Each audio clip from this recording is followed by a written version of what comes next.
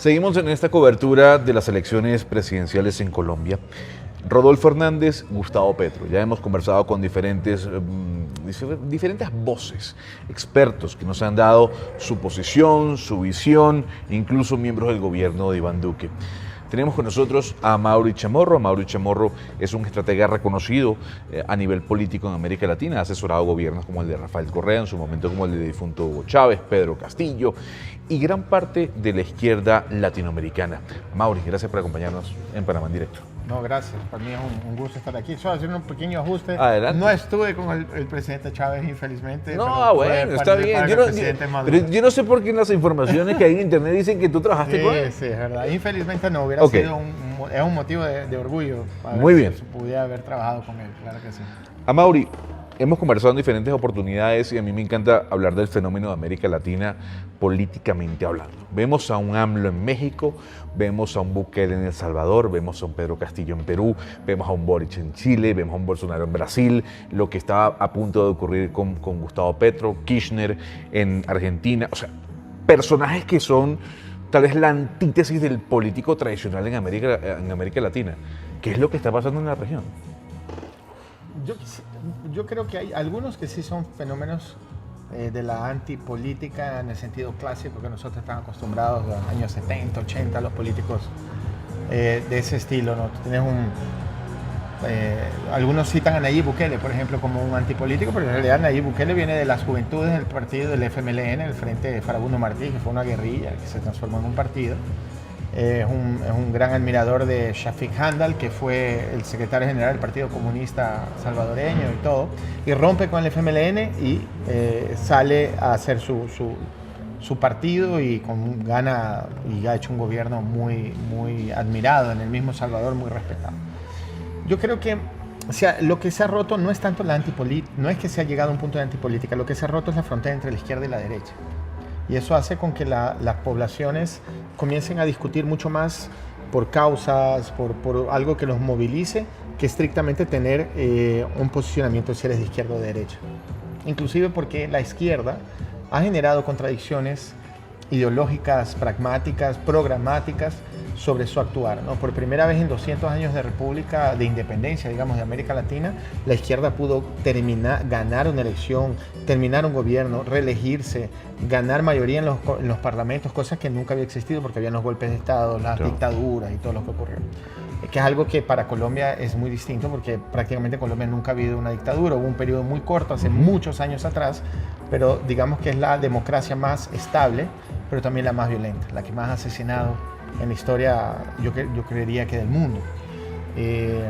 Entonces, ¿qué es lo que ocurre? Esa frontera se rompe y ahí tú tienes políticos que logran de alguna manera permear esas fronteras imaginarias, ideológicas, y logran captar inclusive ciertos sectores de derecha o ciertos sectores de izquierda, unificando causas, unificando un lenguaje, una forma de expresarse, de dialogar y de construir consensos en la sociedad, que también va mucho de las manos con las redes sociales, también va mucho de la mano con una forma distinta, no estructural, partidaria, vertical, como conocemos, ¿no? Como el caso, por ejemplo, de Nayib Bukele o el mismo presidente Andrés Manuel López Obrador, que viene de 12 años de elecciones presidenciales, que él participó en 2 elecciones, le robaron las 2 elecciones, gana esta tercera, pero él nunca dejó de estar en la calle.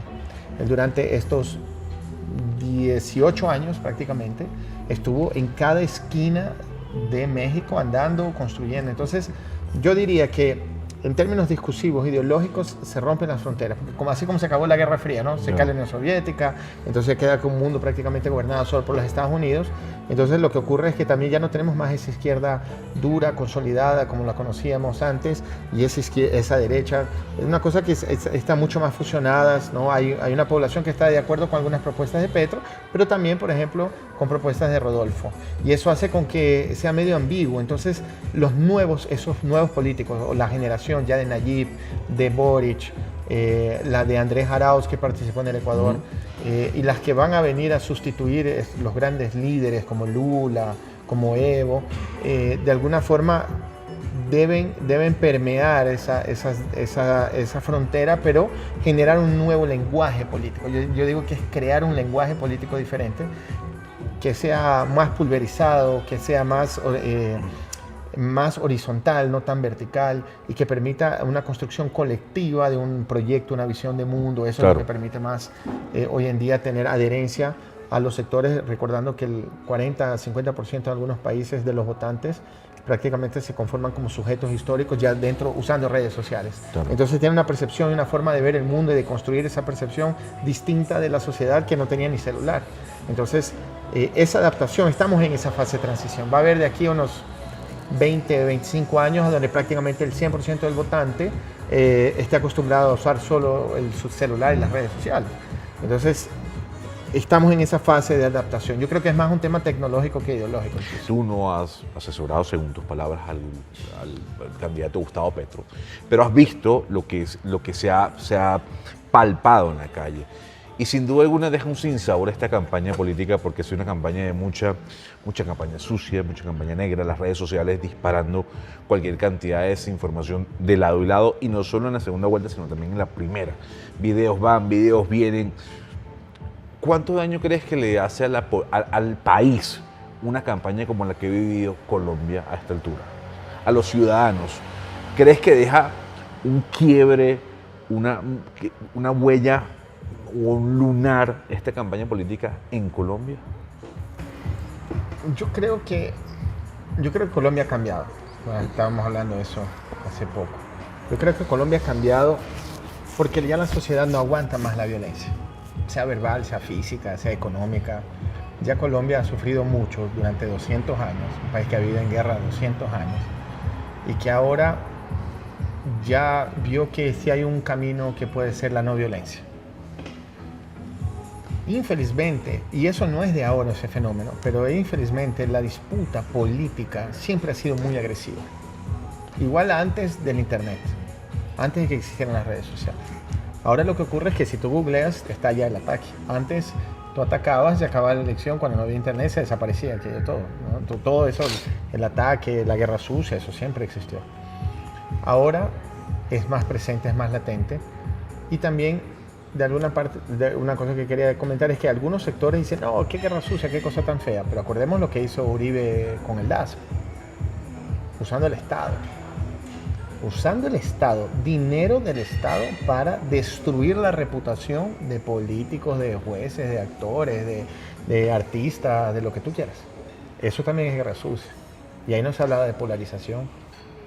Entonces, yo creo que en manera general la guerra sucia, el fake news, el ataque, eso destruye el proceso político. Eso es malo.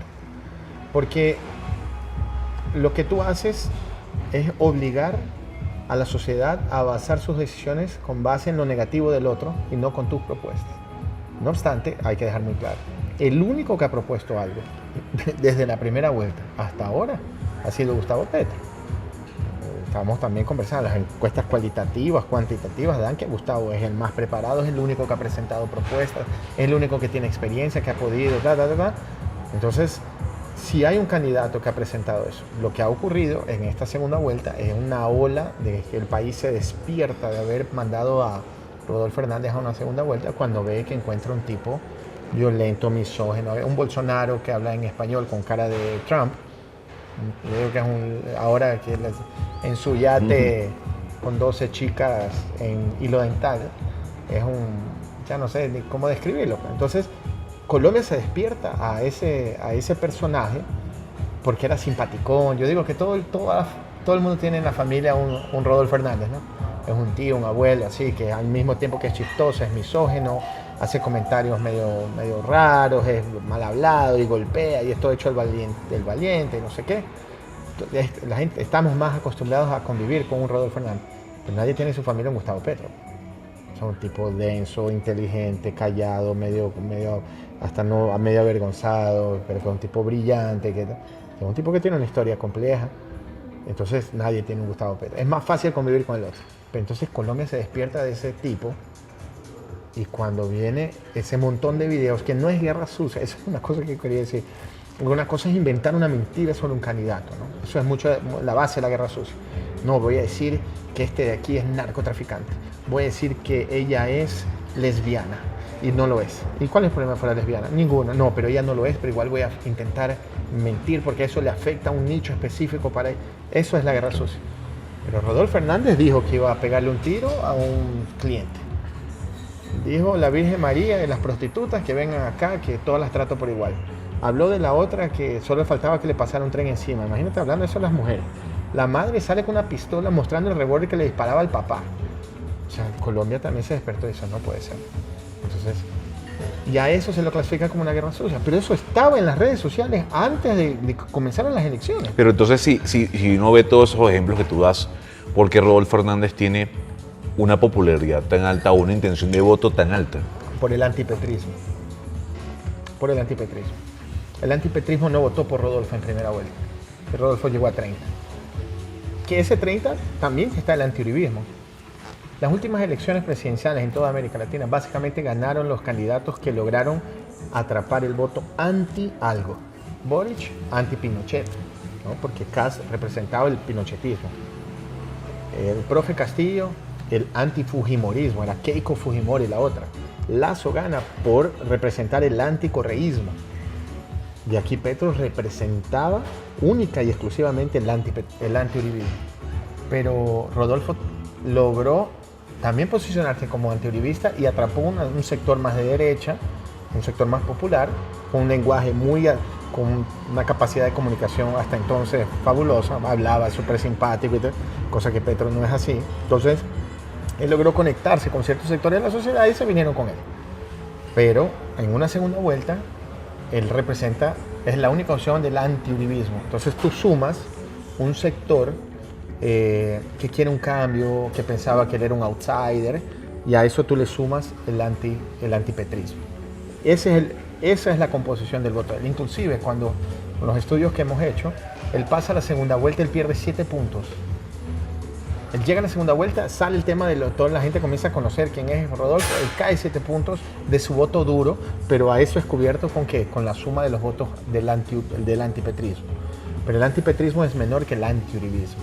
Entonces, hay una disputa en ese sentido y ahora es el tema de los indecisos, ¿no? La gran incógnita mañana será Claro.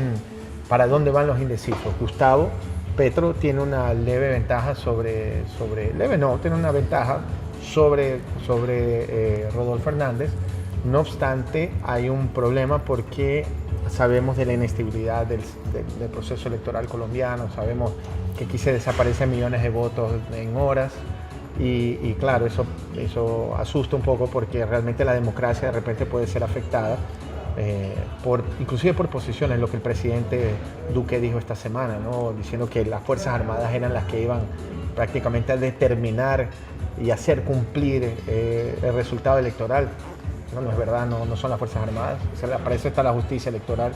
Sale el registrador a acusar a Petro y dice lo que tú tienes que obedecer el resultado y acatarlo. ¿Por qué? ¿Quién dijo eso? ¿No? Si hay instrumentos y hay etapas de cuestionar el resultado inicial, por eso está el escrutinio. Entonces esos mensajes dejan entrever, sumado al hecho que se desapareció 1 millón de votos del pacto histórico en las elecciones al Congreso y que después 2 semanas es que se recuperan esos votos y se ganan nuevas curules. Entonces esa es la gran dificultad, esa es la tensión que hay en Colombia de que realmente ocurra lo que... ¿Qué errores ha cometido Gustavo Petro como candidato y como político? Porque si bien es cierto, aquí hay una afinidad que has mostrado respetable en medio del debate, pero Gustavo Petro no es perfecto, así como ni tú ni yo lo somos, ni ningún político, ni ningún ciudadano. Y seguramente ha cometido equivocaciones, errores. ¿Cuáles son los errores que tú como asesor político, no de él, sino estratega a nivel internacional, has visto del candidato Gustavo Petro? Caramba.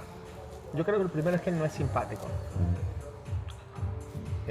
Y no ser simpático en un país como Colombia es algo difícil, ¿no? No. Y yo creo que también hay un mérito. Tener 40% sin ser simpático es harto cuento, ¿no? Él no es una persona tan simpática, es una persona que es tan denso su forma de pensar, es un tipo visionario que no consigue aterrizar en una frase, una idea, una propuesta, sino que él te va a explicar el contexto y muchas veces a una sociedad en un continente donde somos analfabetos funcionales, no es la diferencia de Colombia, se hace difícil entender lo que le está queriendo proponer. Yo creo que de alguna manera Gustavo tiene ahí, entre su pensamiento y la conexión con la gente, una gran dificultad. No obstante, él ha sido un tipo muy coherente políticamente. Así, en un país como Colombia, ser coherente es muy difícil. Y a eso hay algunos cuestionamientos sobre la manera, el grupo de alianzas, ¿no?, que él ha hecho para llegar llegar a la elección con el pacto histórico, que es realmente un pacto histórico en el sentido político, porque marca una nueva forma de hacer política, pero que también es un poco cuestionada y yo creo que de alguna forma puede haber afectado. Yo no creo que fue equivocada el proceso de creación del pacto histórico, inclusive los miembros que tengas un Benedetti, pero también tienes un Gustavo Bolívar, ¿no? Tienes un Iván Cepeda, pero también al otro lado tienes un Roy Barrera. O sea, esas figuras, estamos hablando de hombres, pero también está Pizarro, también tenemos a Aida Bello. O sea, tienes una composición de un espectro muy interesante que te permite decir, mira, nosotros podemos juntos sentarnos en una mesa a construir una visión de país. Pero yo creo que comunicacionalmente eso también enredó y hizo con que algunos sectores digan, no, pero estos viejos políticos no son el cambio. Petro sí es el cambio, pero los que están alrededor de él de repente no son. Y yo creo que ahí ese cálculo entre lo político y lo comunicacional puede haber costado un poquito. Pero como un personaje es un hombre muy, muy, muy coherente. Brillante desde el punto de vista de pensar el mañana, pero que sí tiene muchas dificultades de lograr aterrizar su idea, su pensamiento, la forma con que él ve el mundo para el ciudadano, la mayoría de la población de Colombia. Eso se hace muy, muy difícil en un momento electoral y también se hace difícil al momento de gobernar.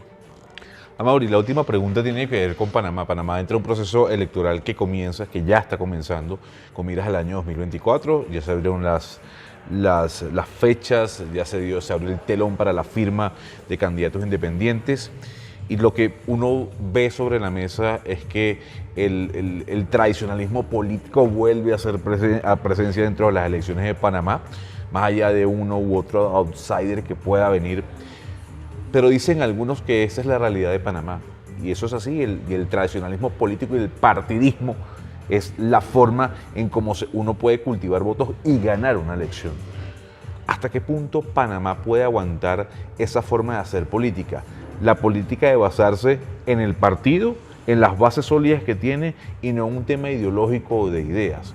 Porque en Panamá usualmente no se debate a nivel ideológico, ni tampoco ideas, sino de proyectos partidistas, de proyectos de alguna otra forma de infraestructura, pero no hay nada detrás que lo sustente a nivel político e ideológico.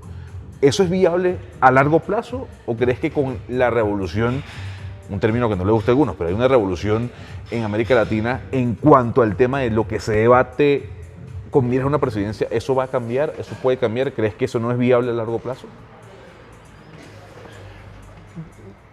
Yo creo que hay una oportunidad para Panamá, habría una oportunidad para Panamá a partir del espacio dejado a un lado por esas máquinas, ¿no? Esas máquinas lo que hacen es tener una estructura de base de alguna forma muy consolidada y al momento de hacer elecciones movilizar esa base, lograr los votos que se requieren para ganar las elecciones, ganar mayorías o ganar una presidencia. Pero siempre queda una gran parte del sector de la población civil que cada vez más no cree en esas instancias, en esas máquinas. Cabe a la sociedad encontrar una capacidad de reorganizarse y que surja a partir de los sectores populares una representación que le permita disputar con esas máquinas. Ahora hay una realidad. Panamá, así como Colombia, es muy influenciada por los Estados Unidos desde el punto de vista cultural, político, económico, militar, de inteligencia. Panamá es un lugar estratégico para el planeta y sabemos la historia de Panamá sobre el tema del dominio, Panamá, inclusive cómo nace Panamá como república y el dominio que los Estados Unidos ha tenido sobre el país. Eso tiene que ver también con una capacidad de no permitir la organización popular para lograr disputar con esas instancias ya definidas, esos espacios de poder muy controlados, para permitir que esos sectores logren en el sistema electoral continuar ganando elecciones. Pero yo creo que la sociedad civil en este momento tiene una gran oportunidad. No solo tiene en Panamá, sino en todos los países. Porque también las redes sociales te permiten conectarte con personas, con sectores, con grupos, por causas, porque nos identificamos, porque inclusive la molestia con lo viejo, con esa vieja forma de ser política, nos aproxima para que de repente nosotros podemos consensuar y unirnos para intentar que nosotros mismos representemos nuestros sectores y no que vengan a representarnos. Pero Yo esas creo que ahí causas, hay una oportunidad. esas causas no nos deberían preocupar. ¿Y por qué hago la pregunta? Porque ese desgaste político que tú hablas de las maquinarias también se traduce, por ejemplo, en los senados, en las asambleas y en los congresos, que en América Latina están bastante desprestigiadas. En el mundo entero. Y la gente lo que dice es, cierren eso no sirve para nada. Y el candidato que lo diga o el político que lo diga va a tener votos, porque sabe que quienes están liderando el poder legislativo no están cumpliendo su rol en su trabajo. Ese tipo de ideas que atentan contra la democracia, ¿cuánto nos pueden beneficiar? No benefician en nada. Es como creer que la solución para la violencia es la pena de muerte.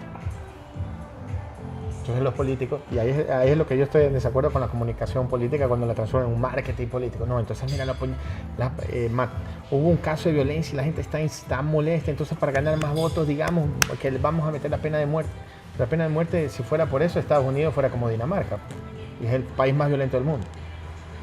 No tiene sentido. Entonces, decir que vas a acabar es como decir, no vamos a tener más jueces, basta, porque la justicia nuestra es corrupta. ¿Y? Entonces, ¿cómo vas a legislar, crear leyes, fiscalizar? Ahora, que el sistema no esté apropiado o que exista una crisis de representación y que la sociedad vea esas instancias, el poder ejecutivo, judicial, el poder legislativo y decir, no, pues esta gente no me representa, ya estoy harto. Ok, entonces organicémonos para modificarlo, para cambiarlo, para hacer una reforma, una asamblea constituyente, para repensar.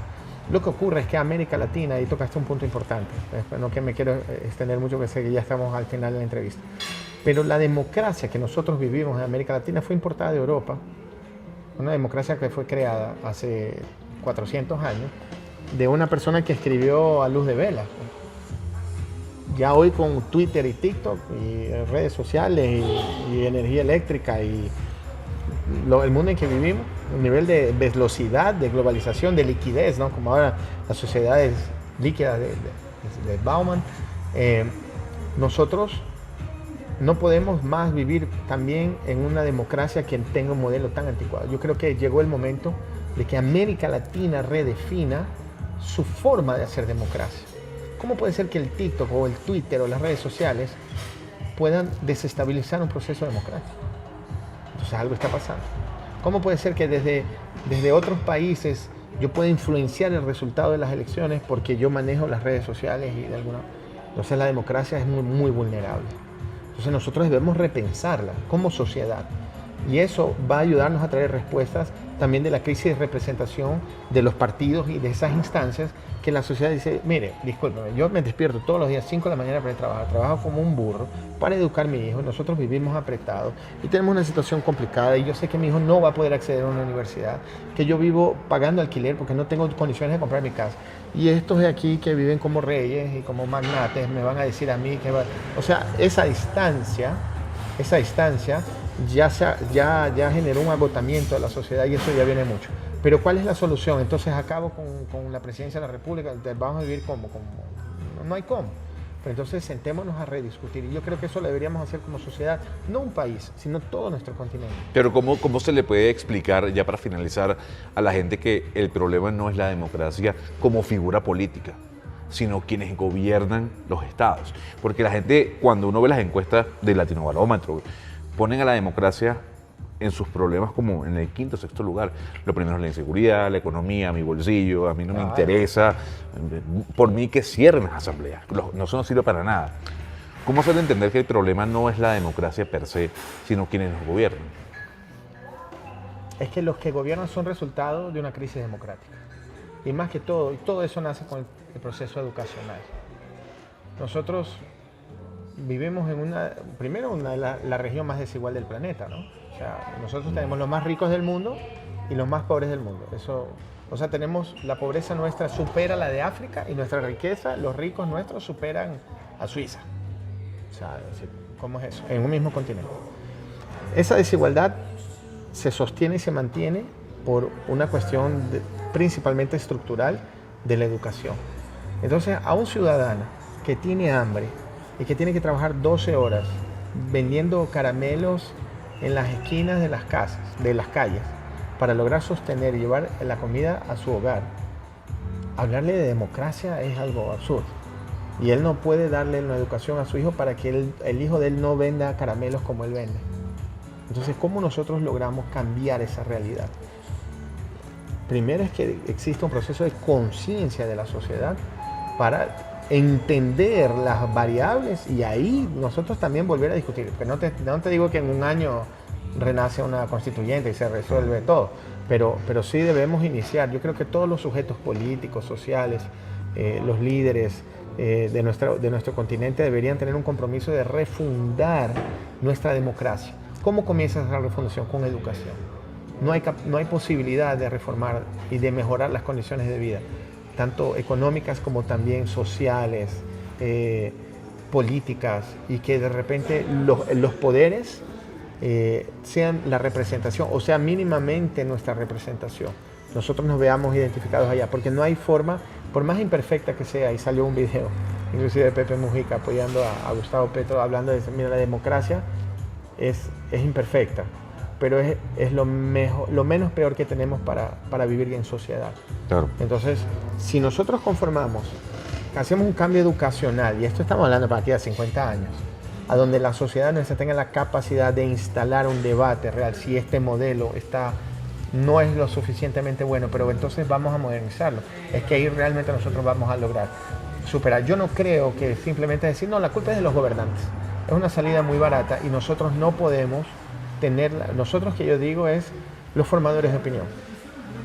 Nosotros debemos tener una responsabilidad de ayudar a estimular a que la sociedad civil como un todo participe, porque el gran problema es cuando digo, como en el caso de Colombia, donde la mitad de la gente no vota. Eso es gravísimo. En Chile, Piñera fue electo, la última elección ganó con el 12% del patrón electoral. 12% del patrón electoral eligió un presidente de la República. ¿Por qué? Porque la gente no quiere saber. Y eso es muy grave. Yo creo que las elecciones deberían ser obligatorias. Si es obligatorio pagar impuestos, ¿cómo no puede ser obligatorio elegir al presidente? Claro. Es antagónico, ¿no? Entonces el impuesto también es obligatorio. Yo creo que esas asimetrías se resuelven con educación. Pero ¿cómo comenzamos eso? Donde nosotros asumamos un rol dentro de nuestras diferencias políticas e ideológicas, pero de consensuar que el mundo en que vivimos ya también se acabó. La medio ambiente se acabó, el calentamiento global, el mundo ya no aguanta más este modelo económico en que vivimos. Entonces sentémonos en nuestras diferencias, encontrar un camino que permita salvar el planeta. Y en esa discusión está el tema de la democracia y el tema de la representación de los políticos sobre la sociedad que ellos supuestamente deberían liderar. Wow, qué buena conversación.